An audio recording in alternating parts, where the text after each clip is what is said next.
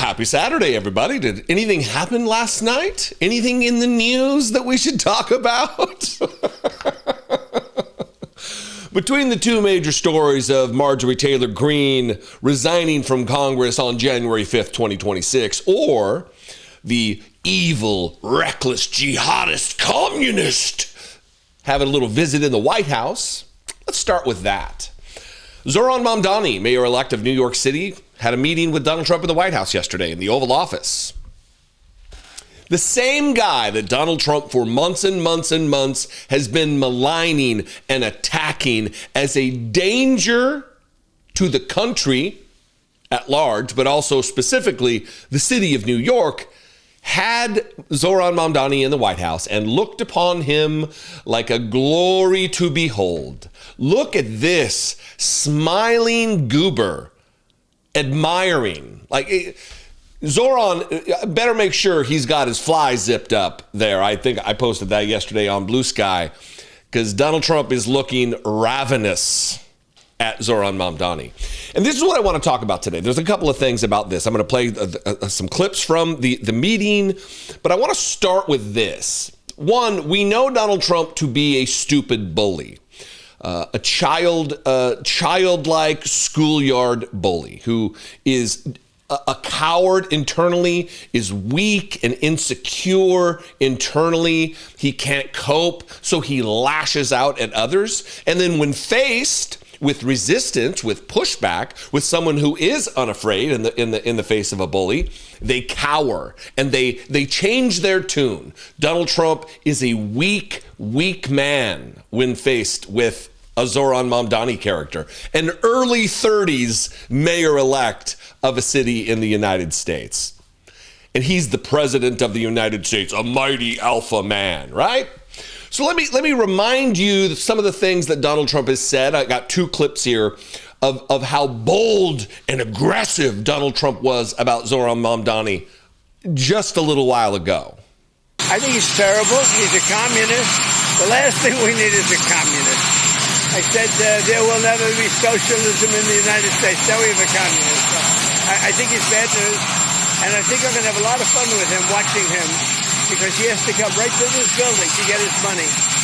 And don't worry, he's not going to run away with anything. I think he's, frankly, I've heard he's a total nut job. I think the people of New York are crazy. If they go this route, I think they're crazy. We will have a communist for the first time, really, a pure, true communist. He wants to operate the grocery stores, the department stores. What about the people that are there? I think it's crazy. Bold, right? He's terrible. He's a communist. The same Donald Trump routine we hear. And then the election happened, and he doubled down on this rhetoric. Not in front of Zohran Mamdani, but in a crowd of friendlies. Donald Trump made these same types of remarks behind the podium of the Great Seal of the President of the United States. Watch this. If you want to see what congressional Democrats wish to do to America, just look at the result of yesterday's election in New York, where their party installed a communist as the mayor of the largest city in the nation.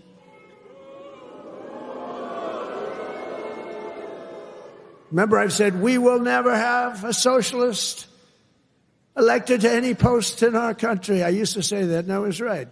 We skipped socialist and we put in a communist instead. That didn't work out too well. But as I've warned for many years, our opponents are hell-bent on turning America into a communist Cuba or socialist Venezuela, and you see what happened to those places. So we rapidly went from that to this. We rapidly went from that to, it's a great honor meeting Zohran Mamdani, the new mayor of New York City, replete with all of these photos of Donald Trump being beside himself with glee and joy at hosting the person that he has previously said would destroy the city of New York and by extension the country. And then there's video of Donald Trump being absolutely gracious and a coward. This isn't about him going through the motions of decency and the norms of the office and just hospitality. We know Donald Trump doesn't act like that. Look what he did to Volodymyr Zelensky in the Oval Office. And he only acted that way, as bold and brazen as he did, because he had the backup of the MAGA crew of the morons like J.D. Vance and Marco Rubio with him. He had backup. When he's alone, he doesn't act like that. Watch this. Just had a great meeting, a really good, very productive meeting. We have one thing in common. We want this city of ours that we love to do very well. And I wanted to congratulate the mayor. He really ran an incredible race against, a lot of smart people, starting with the early primaries against some very tough people, very smart people. And he beat them easily. And I congratulated him. Nothing but praise. And look, the stark differences between the rhetoric of Donald Trump then versus now is obvious. But you might ask yourself, did Zoran Mamdani do the same thing? Was he as gracious and quiet about some of the things he said about Donald Trump? First, let's start with Donald Trump. He was asked about different comments from Republicans about whether or not Zoran Mamdani, a Muslim, is a jihadist. It's amazing to me the stark juxtaposition between the things they want people to believe. They want us to believe he's a jihadist, an Islamist, a terrorist, but also he's completely in support of equality for all, LGBTQ rights, protecting trans kids, protecting trans people in general. But he's also a hateful jihadist, which is a conservative ideology. It doesn't work that way. But here's Donald Trump answering the question about whether or not his guest in the Oval Office is a jihadist. Keeping in mind, Donald Trump has actually had jihadists in the Oval Office recently. Please. Mr. President, Republican Elise Stefanik has campaigned multiple times by calling Zoran Mamdani a jihadist. Do you think you're standing next to a jihadist right now in the Oval Office? No, I don't, but she's out there campaigning, and, you say things sometimes in a campaign. Isn't that sort of She's a very capable person, Isn't but that a kind of you really have to ask her about that. But I don't particularly. I think I met with I met with a man who's a very rational person. I met with a man who really wants to see New York be great again, and I can say again, because New York was great. You say things sometimes on the campaign. Do you think MAGA will wake up someday and be like, oh, he's just saying this shit. He doesn't actually believe it. None of this is actually deeply held political convictions or ideologies. He doesn't have a North Star. There's no ethos fundamentally that drives Donald Trump other than making money and enriching himself and gaining power politically. That's it. Now, back to the juxtapositions, back to the hypocrisy, back to the cowardice of Donald Trump versus, the non-cowardice of Zoran Mamdani. He was asked, you've called him a fascist in the past. And he is trying to do the political thing, but eventually Trump's like, no, you can say it. It's fine. Because yeah. Ultimately admitting, agreeing, yes, Donald Trump is a fascist. I want to ask the mayor-elect about a House resolution just passed overwhelmingly to condemn socialism, including with 86 Democrats, all of House Dem leadership, and the minority leader, Hakeem Jeffries, despite his endorsement of you. What's your reaction to that? I have to be honest with you, I focused very little on resolutions. Frankly, I've been focusing... Condemn socialism. I understand. I think the focus is on the work at hand. I can tell you I am someone who is a democratic socialist. I've been very open about that.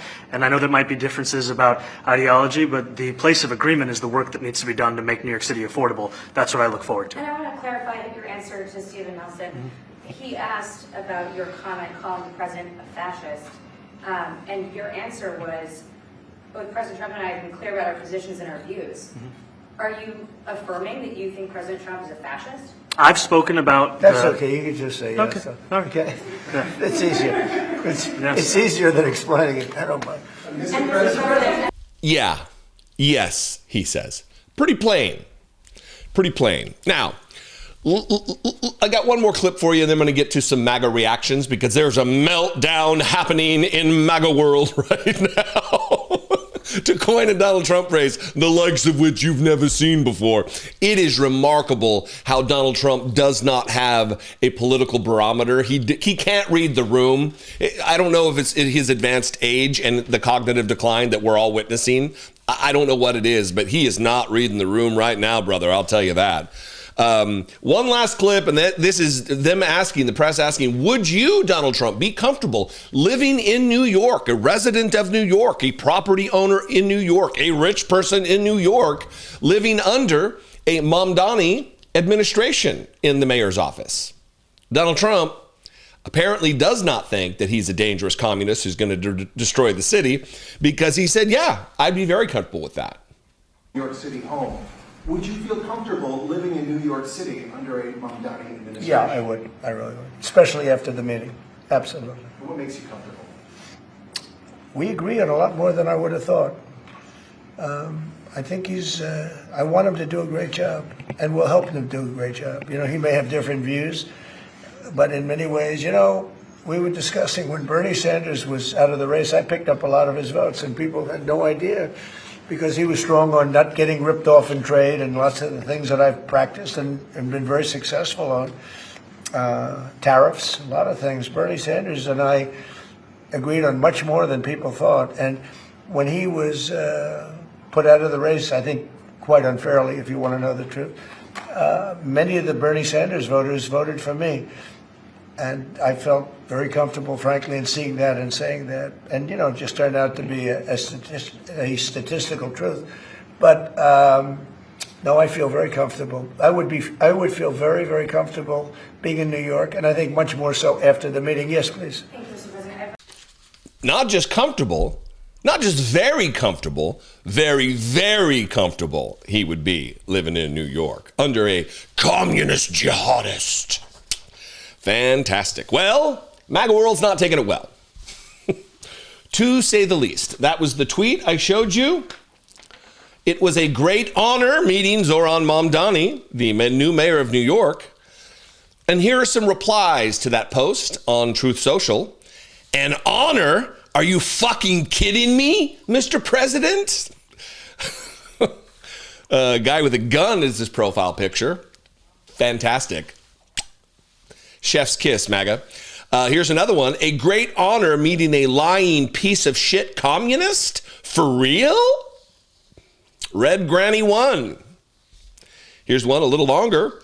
I'm glad it was your great honor to meet a communist pig that will spread through our country like wildfire and destroy it from within, just like the Democrats have been trying to do for the past 20 fucking years. I'm so glad you kissed his ass today. That is not what we voted for, says DJ 1776 2025 Revolution. And not to be outdone, maybe chief among them, Laura Loomer, who posted this long tweet on Twitter. And I'm only going to read a short portion of it because she is an influential individual within MAGA world. Now, she's trying to play both sides of the road here, both sides of the coin, as it were. Now, I'm not trying to attack Donald Trump, and then proceeds to attack Donald Trump. She's sending a signal to the most loyal, conspiracy-driven idiots in MAGA world that this is not okay. Donald Trump really stepped in it, and they're unhappy. Not condemning Trump, she says. However, I think we can all agree it's a bad look to let a foreign-born jihadist who said he wants to implement anti-white policies like taxing white money more, like taxing white people more money to stand behind the desk. And you don't have a grammar check, Laura? It's pretty shittily written, right? Trump said he was withholding federal funds to Mamdani since he refused to comply with ICE. So does that mean we aren't getting mass deportations for New York City? I took Trump at his word when he said he wasn't giving Mamdani funding. Now he said he's working with him one day after Mamdani supporters stormed a synagogue in New York City and called for Jews to be murdered. All of this is lies. The anti-white thing, the white taxation. She's talking about him taxing rich people at an appropriate rate. He's never said anything about white people. It's about rich people. It's about wealthy people. It's about billionaires finally paying their fair share after having taken from the United States in a disproportionate way. That's what he's talking about. And storming synagogues and threatening to murder Jews. What is she talking about? Mamdani said he will fight all Trump policies. His election night speech was dedicated to getting Trump. Are we normalizing communism now, says Laura Loomer. So MAGA is unhappy, and Donald Trump has absolutely outed himself as a coward and just a weak bully. And lucky for us, it's not just us who recognize it. MAGA world is starting, as I've been predicting, starting to wake up. All of the things they had fever dreams over are not taking place. Donald Trump is turning away from them because he's weak. He's a coward. His poll numbers are absolutely in the shitter, and he knows it. That's why he bristles so much and lies about his poll numbers so often. Anyway, what do you think? Great story to lead off the weekend with. You can comment below. I would encourage your participation in this conversation. You can do it on Facebook or YouTube. You can also call the voicemail line 714-576-4054. And of course, as always, you can email me daily at dollemore.com. I will see you next time. Be genuine and take care of one another. So the other story of the day that I want to talk about that we have to really address is this Marjorie Taylor Greene resignation that took place late last night. She tweeted 8:30 or so. I don't think I have the tweet printed out here, but she tweeted, "My message to Georgia's 14th district and America, thank you." And along with it, a 4-page tiny font transcript of her resignation. And I'm going to play 2 parts of her. It was like an 11-minute video that just droned on. And I'm going to play maybe 3 minutes of it or so total in 2 parts. But before I do that, I want to talk about all of the people out there who have been swallowing hook, line, and sinker this rebrand, this PR move she's done to try to distance herself from Donald Trump after he turned on her. She's not principle driven. She is self-interested. She picked her day that she's resigning specifically because it locks in her pension that will secure her $175,000 salary and health care and all of the benefits that come with being a member of Congress after 3 terms. It's disgusting. And I'm not the only one saying it. Here's AOC in one of her stories. This got forwarded to me, where AOC is explaining exactly what's afoot here. She, meaning Marjorie Taylor Greene, she's carefully timing her departure just 1 to 2 days after her pension kicks in, and after making millions of dollars insider trading stocks for weapon manufacturers and others while in office. She is saying a lot, but her actions have not backed up her rhetoric. For all her talk, she's still voting with them to gut health care and advancing self-dealing corruption schemes. Marjorie Taylor Greene has profited mightily from being a member of the United States Congress. Just how much might shock you. Just how many orders of magnitude she is richer now than when she started 6 years ago will surprise you. Here's the headline from Yahoo Finance, again. How rich is Marjorie Taylor Greene? Her base yearly salary as a member of Congress is $174,000. Greene's net worth was reportedly $700,000 before she joined Congress. In 2023, her wealth increased to about $11 million. That's more than 11 times more wealthy than when she started in just 2 years. Interesting. Again, in 2023, her wealth increased to about 11 million, doubled to an estimated 22 million in the beginning of 2025, and increased another 3 million by the fall of 2025. How'd that happen? That's not a normal wealth accumulation. You go from $700,000 net worth to nearing 30 million.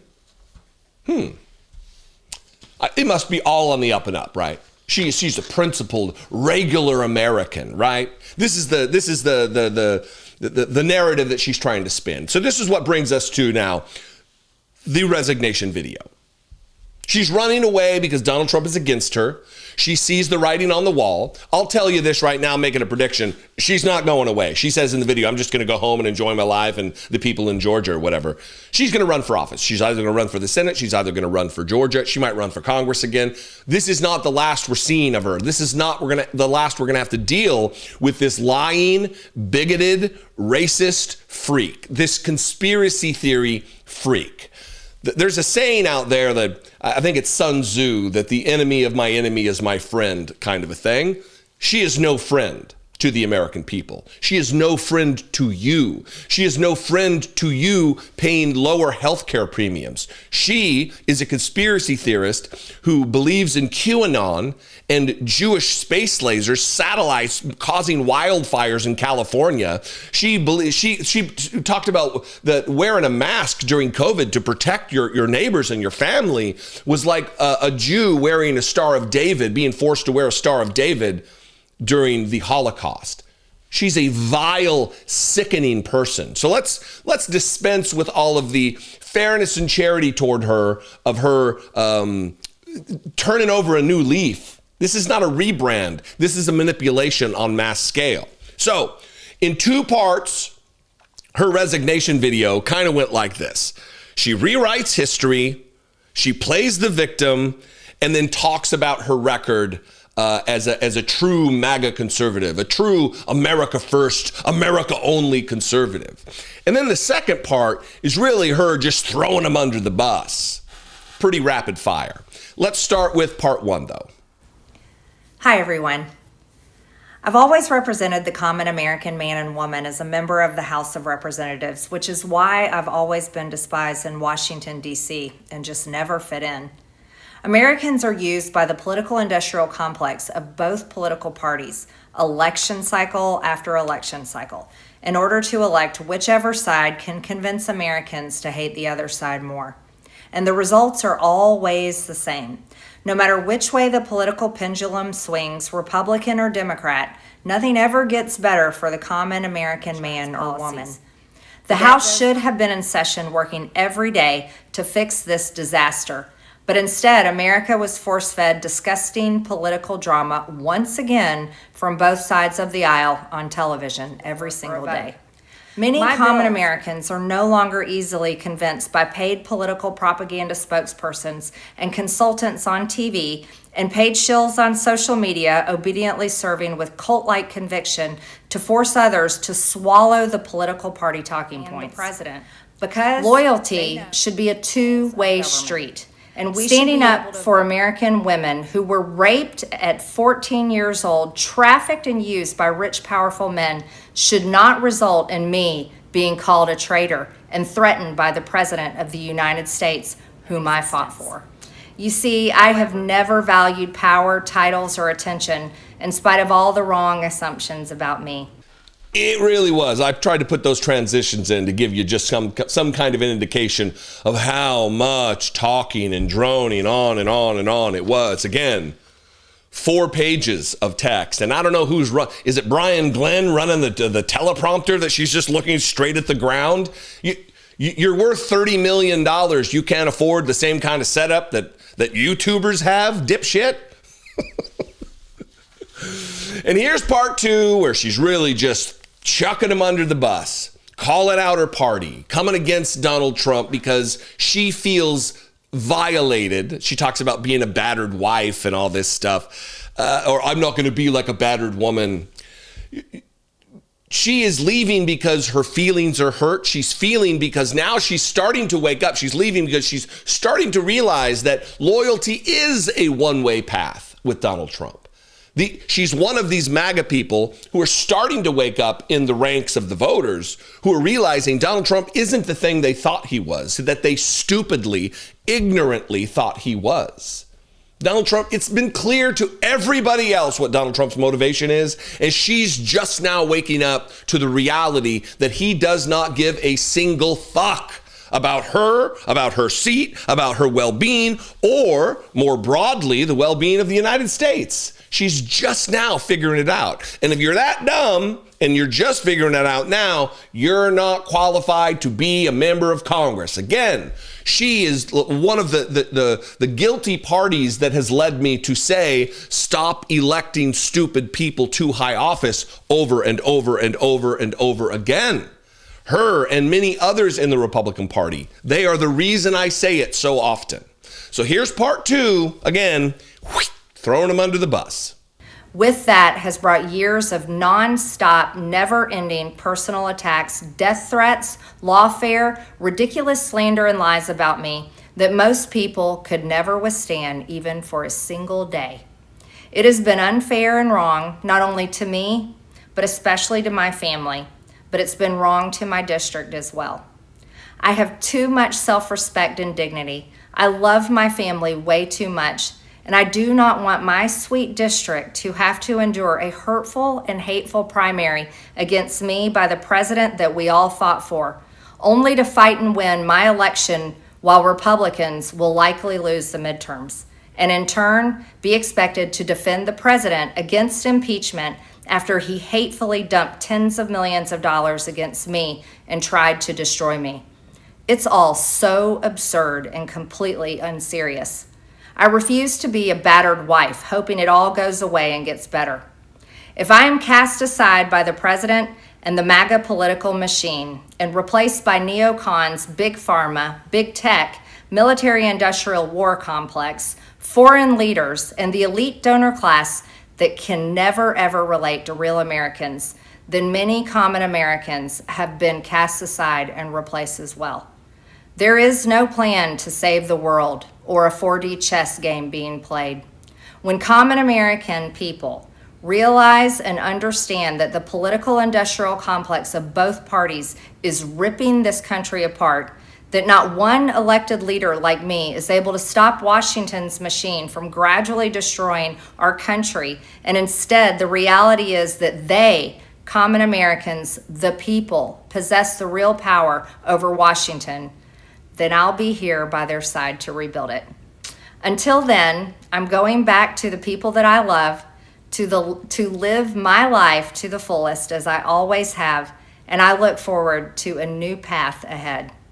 I'll be resigning from office with my last day being January 5th, 2026, and I look forward to seeing many of you again sometime in the future.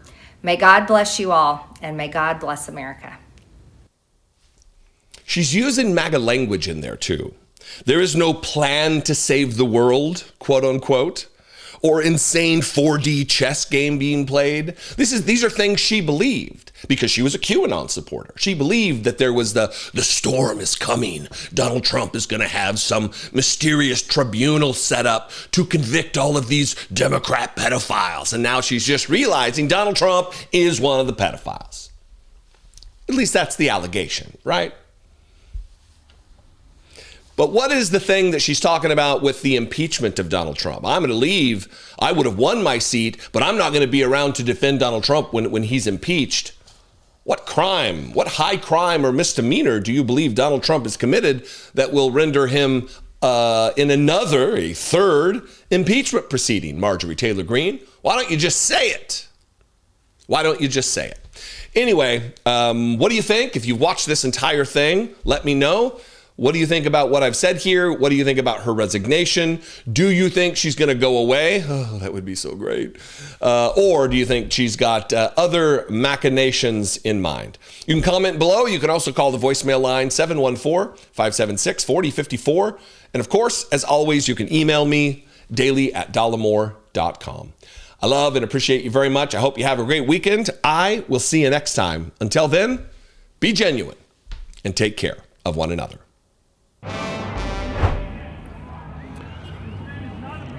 Just wanted to pop in. The speeches are still going. We are out here in front of Union Station. I've taken a bunch of footage. I've listened to some of the speeches. This is a veterans-specific rally protesting against Donald Trump and the fascism and the authoritarianism. There's been some great speeches. What I'm going to do, though, is feature one, and that was the introduction from a guy you've maybe seen online, on Instagram or TikTok. He's across platforms. I think he just started a YouTube channel. Jolly Good Ginger, the only content creator in this space that I've ever been mistaken for. And he gave some, what I think are very poignant, very accurate remarks that I want to share with you. If there's time, and if people are interested, I might run around and talk to some people. But this is important. If you're a veteran, I think this will resonate with you. And even if you're not a veteran, it should absolutely resonate with you. So here is the introduction to what is taking place behind me, and Jolly Good Ginger. I'm gonna give you guys some military history. If you just noticed, after we posted the colors, I inverted the American flag. For those of you who don't know, flags have long been a method of communication in the military. According to United States Title Code, an upside down flag should only be flown in cases of extreme danger to life or property. If a military base reversed their flag and you were to see that, you would know that they are probably under siege. I reversed this flag here today because our country is in distress. We have a fascist in the White House. He has a Republican Congress who does his bidding, a Supreme Court who kisses his ass, and he rules the executive branch he rules by executive order rather than legislation. That's authoritarianism. So today we've gathered veterans from around the country to call for the impeachment, conviction, and removal of that fascist.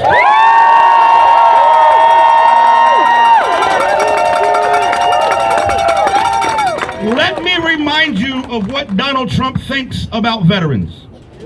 He said that only suckers and losers would do that. When awarding the Presidential Medal of Freedom to his friend, who just happened to be a millionaire donor, he said it was better than the Medal of Honor because people who got that were in bad shape. At one of his rallies, when a Vietnam veteran handed him a Purple Heart that he had earned, Donald Trump said he's always wanted one of those, but this was a better way to get it. Under his first presidency and his second, we've seen a steady decrease in VA benefits. It's cheaper to let a veteran die than to take care of them. He's responsible for the largest firing of veterans in American history in his recent DOJ layoffs. And as recent as yesterday, he said that members of Congress who were veterans themselves that reminded service members to remember their oath should be tried for sedition and hanged. Make no never mind about it. That traitor hates us. And he hates us because we possess values he could never understand. Values like honor. Values like personal courage. Values like respect. And values like loyalty. He expects loyalty to him, but I must remind him, we don't take an oath to you, we take an oath to the Constitution. And we stand beside our fellow veterans in Congress as we remind these service members to remember that oath. So, as we speak today, and as all our speakers will remind you, it is that oath that brings us here. It is that oath that binds us. And Donald Trump, Republicans, MAGA, we haven't forgot our fucking oath.